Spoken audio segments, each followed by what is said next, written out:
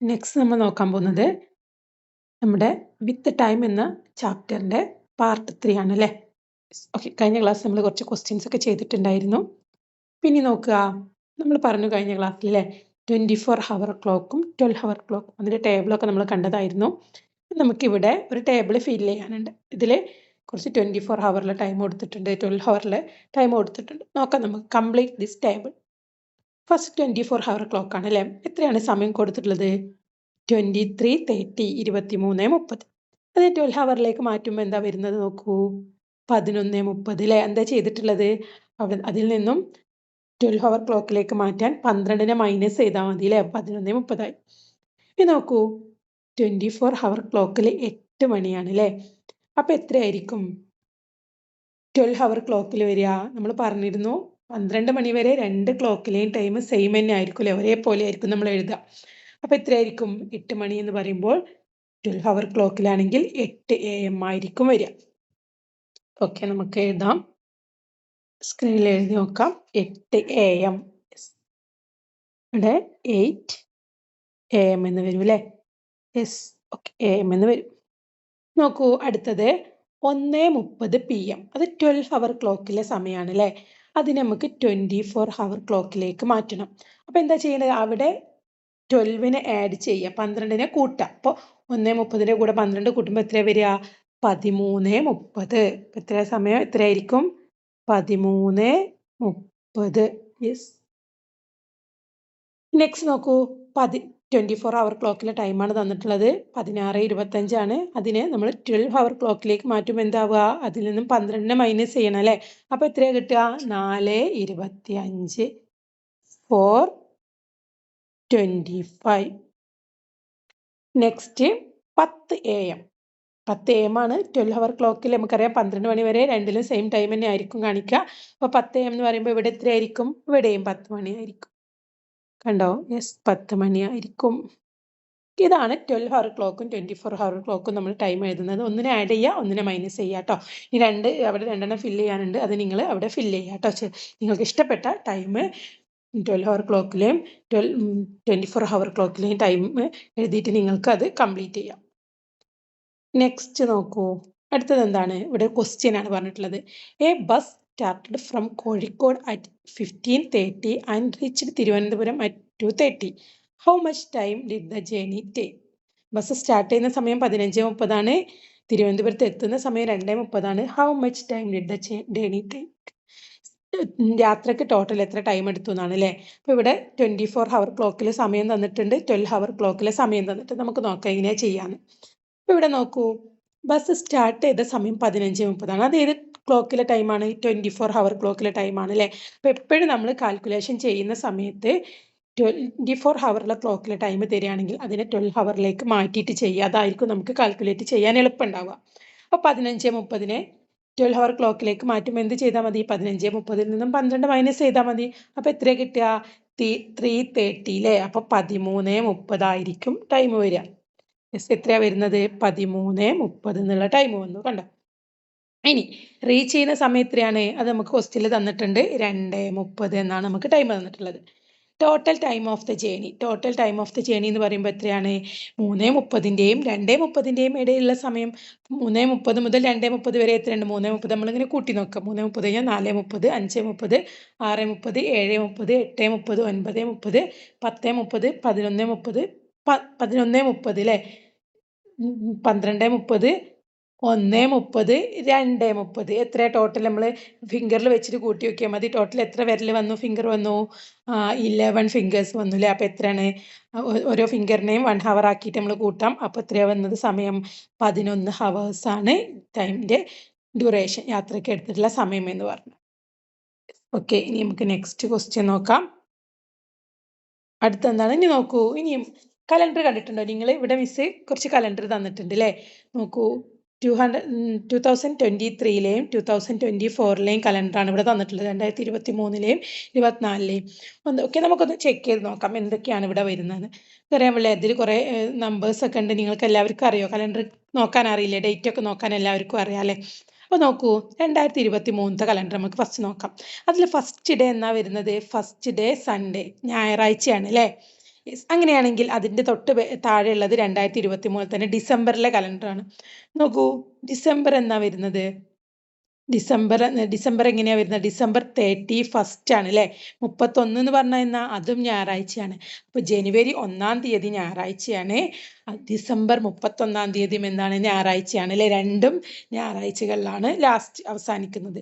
ഇനി അടുത്ത ദിവസം, അടുത്ത വർഷം നോക്കൂ, നെക്സ്റ്റ് ഇയർ 2024 സൺഡേ എന്നാ തുടങ്ങുന്നത്? എന്നാണ് അവിടെ നമുക്ക് കാണാൻ പറ്റൂലേ? എന്നാ തുടങ്ങുന്നത് നോക്കൂ. 1 തീയതി 2024 1 മൺഡേ അല്ലേ? യെസ്, മൺഡേ ആണ് തുടങ്ങുന്നത്, സ്റ്റാർട്ട് ചെയ്യുന്നത്, തിങ്കളാഴ്ചയാണ്.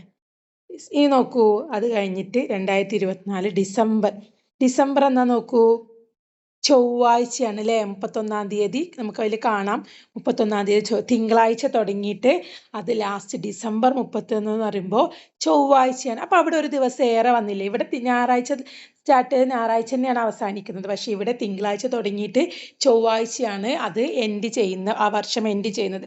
അപ്പൊ എന്താണ്? 2024 ഒരു ദിവസം കൂടുതലാണ് അല്ലെ? 2023 ഒരു ദിവസം കൂടുതലാണ്. അപ്പൊ ഇങ്ങനെ ഒരു ദിവസം കൂടുതലായിട്ട് വരുന്നതാണ് ഇവിടെ രണ്ട് കുട്ടികൾ ചോദിക്കുന്നത് കണ്ടോ? 2023 begins and ends on the same day of the week but not 2024 അങ്ങനെയല്ല, 23 അതേ സെയിം ഡേ ആണ് അവസാനിക്കുന്നത്, 24 ഒരു ദിവസം കൂടുതലുണ്ട്. ഇങ്ങനെ വരുന്നതിനെയാണ് നമ്മൾ ലീപ്പ് ഇയർ എന്ന് പറയുന്നത്. എന്താണ് ലീപ്പ് ഇയർ? നിങ്ങൾ സയൻസിലൊക്കെ പഠിച്ചിട്ടുണ്ടാവില്ലേ ലീപ്പ് ഇയർ? യെസ്. അപ്പൊ ജസ്റ്റ് നിങ്ങൾ ഒന്ന് മനസ്സിലാക്കി വെക്കുക, ലീപ്പ് ഇയർ എന്ന് പറഞ്ഞാൽ ഒരു ദിവസം കൂടുതലാണ്. അപ്പൊ A year usually has 365 days which is 52 weeks and 1 day. സാധാരണ ഒരു ഇയറിൽ 365 ദിവസം എന്ന് പറഞ്ഞാൽ എത്രയാണ്? 52 ആഴ്ചയും ഒരു ഡേയും ആണ്. Yes, okay. ഇനി അല്ലെങ്കിൽ ലീപ്പ് ഇയർ ആകുമ്പോൾ എന്തായിരിക്കും? ലീപ്പ് ഇയറിൽ 366 ഡേയ്സ് വരും. 365 ദിവസത്തിന് പകരം 366 ദിവസങ്ങൾ വരും. അപ്പൊ അതാണ് ലീപ്പ് ഇയർ. അപ്പൊ ഓരോ 4 വർഷം കൂടുമ്പോഴാണ് ലീപ്പ് ഇയർ ഉണ്ടാവുക. ഇപ്പോൾ 2024, അതിന് മുമ്പ് 2020, അപ്പൊ അടുത്ത എത്രയായിരിക്കും? 2028 ആയിരിക്കും അല്ലേ? അപ്പൊ ജസ്റ്റ് നിങ്ങൾ ഇത് മനസ്സിലാക്കി വെക്കുക, ലീപ്പ് ഇയർ ഏത് വർഷങ്ങളിലാണ് വരിക എന്നുള്ളത്. ഓക്കെ, ഇനി നോക്കൂ, ഇനി നമുക്ക് വീണ്ടും ഒരു ക്വസ്റ്റ്യൻ ചെയ്ത് നോക്കാം. നോക്കൂ, a flight started from Kozhikode at 1840 and reached Delhi, Mumbai at 12:10. How much time did the journey take? Kozhikode നിന്നൊരു ഫ്ലൈറ്റ് സ്റ്റാർട്ട് ചെയ്യുന്നത് 18:40 ഡൽഹി വഴി മുംബൈയിൽ എത്തുന്നത് എപ്പോഴാണ്? 12:10. How much time did the journey take? യാത്രയ്ക്ക് എത്ര സമയം എടുത്തു എന്നുള്ളതാണ്. അപ്പൊ സ്റ്റാർട്ട് ചെയ്യുന്ന സമയം എന്ന് പറഞ്ഞാൽ എപ്പോഴാണ്? 18:40 അല്ലേ? 18:40 എന്ന് പറഞ്ഞാൽ നമുക്കറിയാം 24 ഹവർ ക്ലോക്കിലെ സമയമാണ്. അത് നമുക്ക് എന്ത് ചെയ്യാം? 12 ഹവർ ക്ലോക്കിലേക്ക് മാറ്റി എഴുതാം. അപ്പൊ 12 ഹവർ ക്ലോക്കിലേക്ക് മാറ്റുമ്പോൾ എത്ര ഉണ്ടാവുക? 18:40 നിന്നും 12 മൈനസ് ചെയ്യണം അല്ലെ? അപ്പൊ എത്ര ഉണ്ടാവുക? 6:40 ഉണ്ടാവും അല്ലെ? Okay, 6:40 PM. ഇനി റീച്ച് ചെയ്യുന്ന സമയം എത്രയാണ്? റീച്ച് ചെയ്യുന്ന സമയം എന്ന് പറഞ്ഞാൽ 12:10. അപ്പൊ അത് 12 ഹവർ ക്ലോക്കിലെ സമയം തന്നെയാണ് അല്ലെ? 12:10 എന്ന് പറയുന്നത്. ഇനി നമുക്ക് ടോട്ടൽ ടൈം ഓഫ് ജേർണി എത്രയായിരിക്കും? 6:40 മുതൽ 12:10 വരെ. അപ്പൊ നമുക്ക് കൂട്ടി നോക്കാം. 6:40 PM മുതൽ 12:40 വരെ എത്രയുണ്ട്? 6:40, 7:40, 8:40, 9:40, 10:40, 11:40. 11:40 ആകുമ്പോൾ 5 hours ആയി. പിന്നെ 12:10 വരെ എത്താൻ എത്ര സമയം എടുക്കുന്നുണ്ട്? 30 മിനിറ്റ്സും കൂടെ എടുക്കുന്നുണ്ട് അല്ലേ? ടോട്ടൽ ജേർണി എന്ന് പറഞ്ഞാൽ 5 hours 30 minutes ആണ്. ഓക്കെ, ഇനി നെക്സ്റ്റ് നമുക്ക് കുറച്ച് ക്വസ്റ്റ്യൻ, നിങ്ങളുടെ ടെക്സ്റ്റ് പുസ്തകത്തിന്റെ ലാസ്റ്റ് ഭാഗത്ത് കൊടുത്ത കുറച്ച് ക്വസ്റ്റ്യൻസ് ആണ്. Which is the next leap year? ഏതാണ് നെക്സ്റ്റ് ലീപ്പ് ഇയർ? ഇപ്പൊ 2024 കഴിഞ്ഞാൽ അടുത്ത ലീപ്പ് ഇയർ ഏതാ വരിക?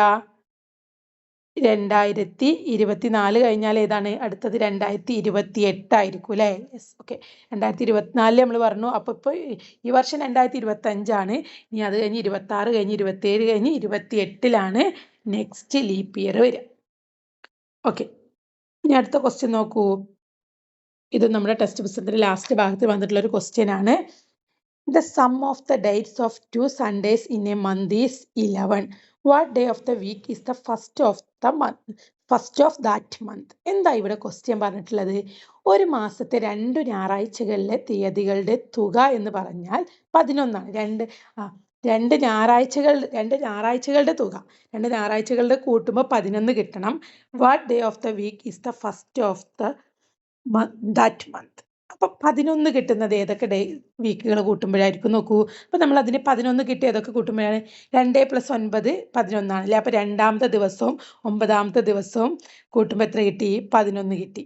അപ്പം എന്നാൽ സൺഡേസ് ആണ് അല്ലേ. അപ്പോൾ 2ാം തീയതി സൺഡേ ആണ്, 9ാം തീയതി സൺഡേ ആണ്. അപ്പോൾ 11 കിട്ടി. ഇനി അടുത്തൊരു വീക്ക് എടുക്കുമ്പോൾ എന്താണ്? 3ാം തീയതി സൺഡേ ആണ് അല്ലേ. 3ാം തീയതി സൺഡേ ആണ്, അതുപോലെ 8ാം തീയതിയും സൺഡേ ആണ്. ഈ 2 ഡേയ്സ് നമ്മൾ എടുത്തു. ഇനി നമുക്കൊന്ന് ചെക്ക് ചെയ്ത് നോക്കാം. അപ്പം 2ാം തീയതി സൺഡേ ആണെങ്കിൽ 1ാം തീയതി എന്തായിരിക്കും? ഒന്നുകിൽ സാറ്റർഡേ ആയിരിക്കും.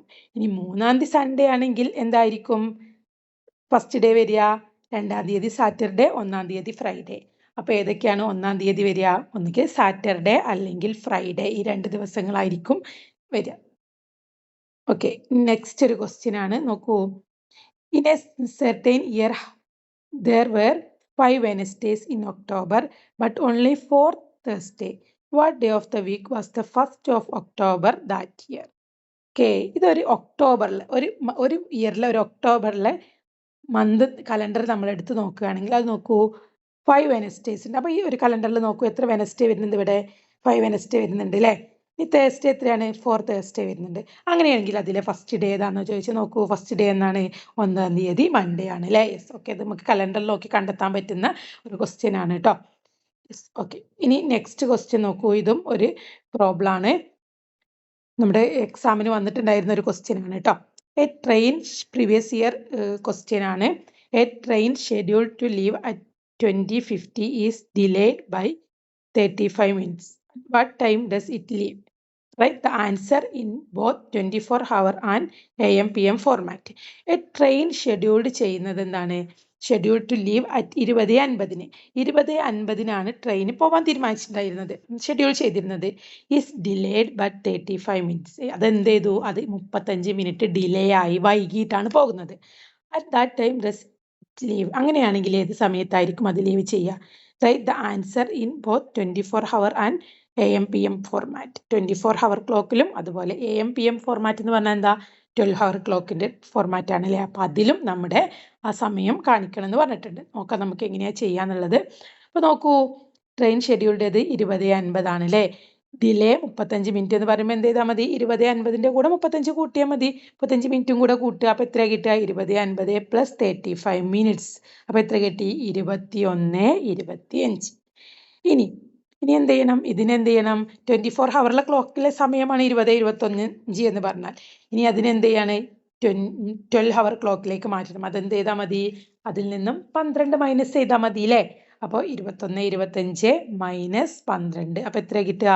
9:25 PM. യെസ്. നെക്സ്റ്റ് നോക്കൂ. A train journey start at 19:25 and ends at 3:40 the next day. Calculate the total duration of the journey.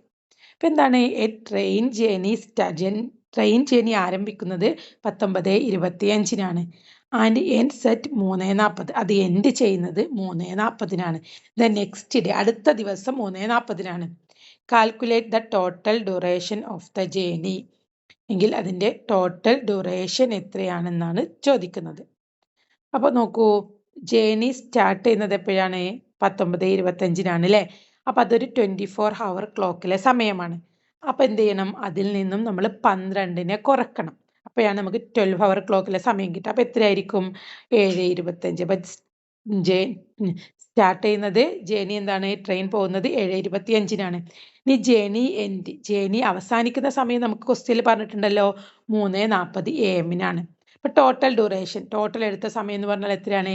7:25 PM മുതൽ 3:40 AM വരെയുള്ള സമയമാണ്. അപ്പോൾ നമുക്ക് ഇതിന് എന്ത് ചെയ്യാം? 7:25 മുതൽ 3:40 വരെയുള്ള സമയത്തിന് ഇങ്ങനെ കാൽക്കുലേറ്റ് ചെയ്ത് ഫിംഗർ വെച്ചിട്ടോ നമ്മൾ മൈൻഡ് വെച്ചിട്ടോ ഒക്കെ ഇങ്ങനെ കൂട്ടിയിട്ട് നമുക്ക് സമയം കണ്ടെത്താം. അല്ലെങ്കിൽ എന്ത് ചെയ്യാം?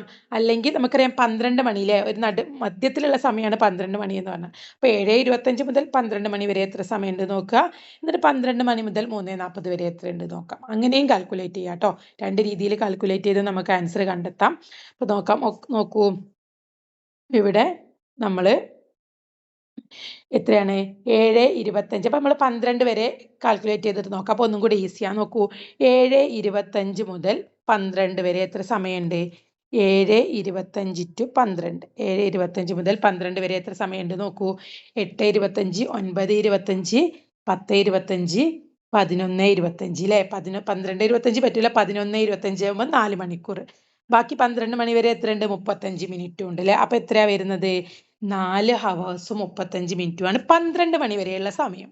ഇനി 12 മണി മുതൽ എവിടെ വരെ എത്തണം? 3:40 എൻഡ് ചെയ്യുന്നത്. അപ്പൊ 3:40 വരെ എത്തണം അല്ലെ? അപ്പൊ നമുക്ക് ഇനി 12 മണി മുതൽ, അപ്പൊ ഒന്ന് 4:35 കിട്ടി. അടുത്തത് 12 മുതൽ 3:40 വരെ എത്ര സമയമുണ്ട് നോക്കുക. അപ്പൊ അത് ഈസി അല്ലേ? 12 മണി മുതൽ 1, 2, 3, 3:40 എത്രയാ സമയം വരുന്നത്? 3 ഹവേഴ്സും 3 ഹവേഴ്സും 40 മിനിറ്റ്സും. അപ്പൊ ടോട്ടൽ കിട്ടാൻ ഇനി എന്ത് ചെയ്താൽ മതി? നമ്മുടെ അടുത്തുള്ള 4 ഹവേഴ്സും 35 മിനിറ്റും 3 ഹവേഴ്സും 40 മിനിറ്റ്സിനും കൂടെ കൂട്ടിയാൽ മതി അല്ലേ? അപ്പൊ 4 3 7 35 മിനിറ്റും 40 മിനിറ്റ്. അപ്പൊ 4 3 7 ആണ്. അതിന്റെ കൂടെ 40 മിനിറ്റും 35 മിനിറ്റും കൂടെ കൂട്ടുമ്പോൾ 1 ഹവറും 50 മിനിറ്റ്സും ഉണ്ടാവും അല്ലേ? അപ്പൊ ടോട്ടൽ എത്രയാണ്? 8 ഹവേഴ്സ് ആൻഡ് 50 മിനിറ്റ്സ് ആണ് നമ്മുടെ ടോട്ടൽ ജേർണി എന്ന് പറഞ്ഞാൽ. ഓക്കെ, അപ്പൊ ഇതുപോലെയാണ് നമ്മുടെ ടൈമിന്റെ ഡ്യൂറേഷനും സമയം ഒക്കെ വരുമ്പോൾ നമ്മൾ അത് കാൽക്കുലേറ്റ് ചെയ്തിട്ട് ആൻസർ ചെയ്യാട്ടോ. ഇങ്ങനെയുള്ള ക്വസ്റ്റ്യൻസ് ആണ് നമ്മുടെ ഈ ചാപ്റ്ററിൽ ഉള്ളത്. ഓക്കെ.